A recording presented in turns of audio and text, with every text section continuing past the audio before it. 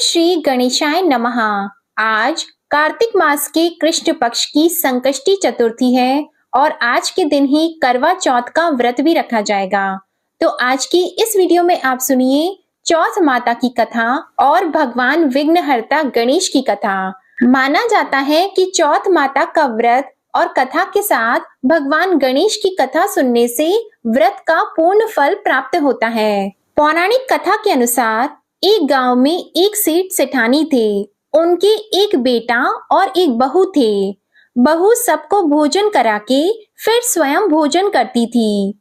एक पड़ोसन ऐसी भी थी जो रोज पूछती थी कि बहू आज क्या बनाया है, क्या खाया है। तो बहू कहती ठंडो बासी। एक दिन उसके पति ने ऐसा सुनकर विचार किया कि आज तो पकवान बनाए जाएं, फिर देखें कि मेरी पत्नी क्या कहती है। उसने तरह तरह के पकवान बनवाए और घर के सभी लोगों ने एक साथ बैठकर भोजन किया।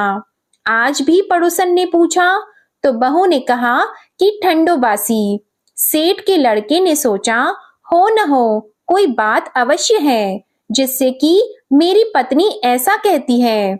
उसने पत्नी से पूछा तुम रोज ठंडो बासी खाया ऐसा क्यों कहती हो, जबकि हम सबने एक साथ बैठकर कई तरह के पकवान खाए। उसकी पत्नी बोली हम जो खा रहे हैं वह बाप बूढ़ों की कमाई है। जिस दिन आप कमा कर लाओगे उस दिन मैं समझूंगी कि ताजा भोजन कर रहे हैं। अब एक दिन लड़के ने माँ से कहा मैं एक बड़े शहर में कमाई करने जा रहा हूँ। माँ बोली बेटा अपने पास इतना धन है कि खाया नहीं खत्म होगा। माँ के मना करने पर भी बेटे ने स्वयं कमाने का दृढ़ निश्चय कर लिया और जाते समय पत्नी से कहा मैं जब तक कमाकर बहुत सा धन लेकर न आऊं तुम चूल्हे की आग मत बुझने देना। एक दिन चूल्हे की आग बुझ गई तो वह मन ही मन घबराने लगी, कहीं मेरे पति पर संकट तो नहीं आन पड़ा। जल्दी से पड़ोस में से आग लाकर चूल्हे में रख दूं, ऐसा विचार करके पत्नी पड़ोस में गई। वहां पड़ोसन चौथ माता का व्रत और पूजन कर रही थी। पड़ोसन ने कहा थोड़ी देर में आकर ले जाना। तो बहू ने पड़ोसन से पूछा आप यह व्रत क्यों करती हैं, इससे क्या मिलता है।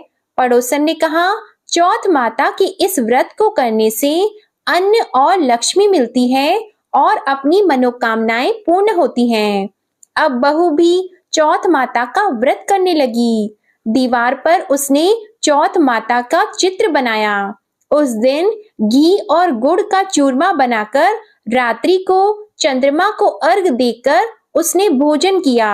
ऐसा करते करते बहुत दिन हो गए। चौथ माता ने उस बहू के पति को सपना दिया कि साहूकार का बेटा तू जागे कि सोवे, तेरी पत्नी तुझे बहुत याद कर रही है, घर जाकर उसकी चिंता मिटा दे। तू दुकान खोलकर कंकु केशर का पगलिया बना के बैठ जाना, आज तेरा हिसाब किताब चुकता हो जाएगा। अब तो चौथ माता ने जैसा कहा था वैसा ही हुआ। उसने घर जाने की तैयारी की और गाड़ी भर के धन दौलत लेकर चल दिया।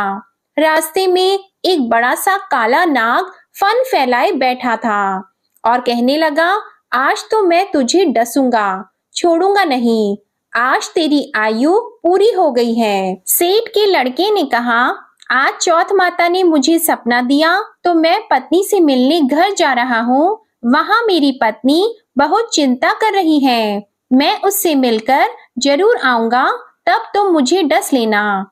नाग ने कहा तुम शपथ पूर्वक कहकर जाओ तो मैं तुम्हें जाने दूंगा, परंतु लौट कर नहीं आए तो तुम्हारे घर आकर मैं तुम्हें डस लूंगा। इस प्रकार सांप को वचन देकर वह घर पहुंचा। वहां सभी से हंसी खुशी से मिला और भोजन करने उदास होकर बैठ गया। उसकी पत्नी ने उदास होने का कारण पूछा तो पति ने काले नाग वाली बात बताते हुए कहा कि यदि मैं उसके पास नहीं जाऊंगा तो वह घर आकर ही मुझे डस लेगा। पत्नी बहुत चतुर थी। उसने कहा कि आप घबराओ नहीं, लेट जाओ, मैं एक उपाय करती हूँ। पत्नी ने कमरे की 7 पेड़ी धोई। पहली पेड़ी पर रेत, दूसरी पर इत्र, तीसरी पर गुलाल फूल, चौथी पर कंकु केशर, पांचवी पर लड्डू पेड़ा, छठी पर गादी गलीचा और 7वीं पेड़ी पर दूध का कटोरा भरकर रख दिए। इस प्रकार वह 7 ही पेड़ी सजाकर बैठ गई। आधी रात होते ही नाग आकर पेड़ी चढ़ने लगा। पहली पेड़ी पर रेत में लौट गया और कहने लगा कि सेठ की बहू ने आराम तो बहुत दिया, पर वचनों से बंध कर आया हूँ, सो डसूंगा अवश्य ही। इसी प्रकार 7 पेड़ियों पर नाग आराम करता हुआ और कहता हुआ कि डसूंगा जरूर, कमरे में जाने ही वाला था कि चौथ माता ने विचार किया कि मैं इसे नहीं बचाऊंगी तो संसार में धर्म कर्म और व्रत पूजन को कौन मानेगा। अब तो गणेश जी, चंद्रमा जी और चौथ माता ने उसे बचाने का विचार किया। चंद्रमा जी ने उजाला किया, चौथ माता ढाल बनी और गणेश जी ने तलवार लेकर नाग को मार दिया और ढाल से ढक दिया। अब बहू भी थकी हारी सो गई। दिन निकला तो लोग बेटे से मिलने आए, परंतु बेटा बहू तो उठे ही नहीं थे। बहुत देर हो गई तो माँ उन्हें उठाने गई। माँ ने 7 पेड़ियों पर जो कुछ देखा तो वो बहुत ही घबराई और बेटा बहू को आवाज लगाई। बेटा बहू उठे तो देखा कि एक ढाल तलवार वहां पड़ी है। अब ढाल उठाई तो वही काला नाग मरा हुआ पड़ा है। बेटा बहू ने सोचा कि आज तो धर्म कर्म ही आड़े आए हैं, जो भगवान गणेश जी और चौथ माता ने अपनी रक्षा की। हे चौथ माता, आपने जैसी सेठ के बेटे बहू की रक्षा की, वैसी ही सबकी रक्षा करना। बोलो चौथ माता की जय। भगवान विघ्नहर्ता गणेश की कथा सुने बिना चौथ माता के व्रत की कथा अधूरी मानी जाती है, इसलिए अब आप सुनिए भगवान गणेश की कथा। एक समय की बात है, विष्णु भगवान का विवाह लक्ष्मी जी के साथ निश्चित हो गया। विवाह की तैयारियां होने लगी। सभी देवताओं को निमंत्रण भेजे गए, परंतु गणेश जी को निमंत्रण नहीं दिया। कारण जो भी रहा हो, अब भगवान विष्णु की बारात जाने का समय आ गया। सभी देवता अपनी पत्नियों के साथ विवाह समारोह में आए।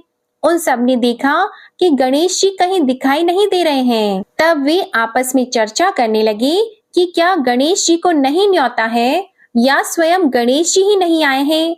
सभी को इस बात पर आश्चर्य होने लगा। तभी सबने विचार किया कि विष्णु भगवान से ही इसका कारण पूछा जाए। विष्णु भगवान से पूछने पर उन्होंने कहा कि हमने गणेश जी के पिता भोलेनाथ महादेव को न्योता भेजा है। यदि गणेश जी अपने पिता के साथ आना चाहते हो तो आ जाते, अलग से न्योता देने की कोई आवश्यकता भी नहीं थी। दूसरी बात यह है कि उनको 1.25 मन मूंग, 1.25 मन चावल, 1.25 मन घी और 1.25 मन लड्डू का भोजन दिन भर में चाहिए।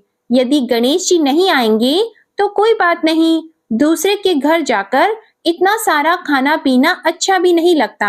इतनी वार्ता कर ही रहे थे कि किसी एक ने सुझाव दिया, यदि गणेश जी आ भी जाएं तो उनको द्वारपाल बनाकर बैठा देंगे कि आप घर की देखभाल करना। आप तो चूहे पर बैठकर धीरे धीरे चलोगे तो बारात से बहुत पीछे रह जाओगे। यह सुझाव भी सबको पसंद आ गया तो विष्णु भगवान ने भी अपनी सहमति दे दी। होना क्या था, इतने में गणेश जी वहां पहुंचे और उन्हें समझा बुझाकर घर की रखवाली करने बैठा दिया। बारात चल दी। तब नारद जी ने देखा कि गणेश जी तो दरवाजे पर ही बैठे हुए हैं, तो वे गणेश जी के पास गए और रुकने का कारण पूछा। गणेश जी कहने लगे कि विष्णु भगवान ने मेरा बहुत अपमान किया है। नारद जी ने कहा कि आप अपनी मूषक सेना को आगे भेज दें तो वह रास्ता खोद देगी, जिससे उनके वाहन धरती में धंस जाएंगे। तब आपको सम्मान पूर्वक बुलाना ही पड़ेगा। अब तो गणेश जी ने अपनी मूषक सेना जल्दी से आगे भेज दी और सेना ने जमीन पोली कर दी। जब बारात वहां से निकली तो रथों के पहिए धरती में धंस गए। लाख कोशिश करें परंतु पहिए नहीं निकले। सभी ने अपने अपने उपाय किए परंतु पहिए तो नहीं निकले, बल्कि जगह जगह से टूट गए। किसी की समझ में नहीं आ रहा था कि अब क्या किया जाए। अब तो नारद जी ने कहा, आप लोगों ने गणेश जी का अपमान करके अच्छा नहीं किया। यदि उन्हें मनाकर लाया जाए तो आपका कार्य सिद्ध हो सकता है और यह संकट टल सकता है। शंकर भगवान ने अपने दूत नंदी को भेजा और वे गणेश जी को लेकर आए। गणेश जी का आदर सम्मान के साथ पूजन किया। तब कहीं रथ के पहिए निकले। अब रथ के पहिए निकल तो गए, परंतु वे टूट फूट गए तो उन्हें सुधारे कौन। पास के खेत में खाती काम कर रहा था, उसे बुलाया गया। खाती अपना कार्य करने के पहले श्री गणेशाय नमः कहकर गणेश जी की वंदना मन ही मन करने लगा। देखते ही देखते खाती ने सभी पहियों को ठीक कर दिया। तब खाती कहने लगा कि हे देवताओं, आपने सर्वप्रथम गणेश जी को नहीं मनाया होगा और न ही उनका पूजन किया होगा, इसलिए तो आपके साथ यह संकट आया है। हम तो मूर्ख अज्ञानी हैं, फिर भी पहले गणेश जी को पूजते हैं, उनका ध्यान करते हैं। आप लोग तो देवतागण हैं, फिर भी आप गणेश जी को कैसे भूल गए। अब आप लोग भगवान श्री गणेश जी की जय बोलकर जाएं तो आपके सब काम बन जाएंगे और कोई संकट भी नहीं आएगा। अब सभी को अपनी अपनी गलती का पश्चाताप हुआ और सबने भगवान गणेश की जय जयकार करते हुए और बारात वहां से चल दी और विष्णु भगवान का लक्ष्मी जी के साथ विवाह संपन्न करा के सभी सकुशल घर लौट आए। हे गणेश जी महाराज, आपने जैसे विष्णु भगवान के कार्य को सिद्ध किया, वैसे सभी के कार्य को सिद्ध करना। बोलो भगवान गणेश की जय। तो ये थी आज की चौथ माता की कथा और विघ्नहर्ता भगवान गणेश की कथा। आज की कथा अच्छी लगे तो वीडियो को लाइक करना मत भूलिएगा और कमेंट में चौथ माता की जय और भगवान गणेश की जय भी लिखिएगा और हमारे चैनल को भी सब्सक्राइब करिएगा। धन्यवाद।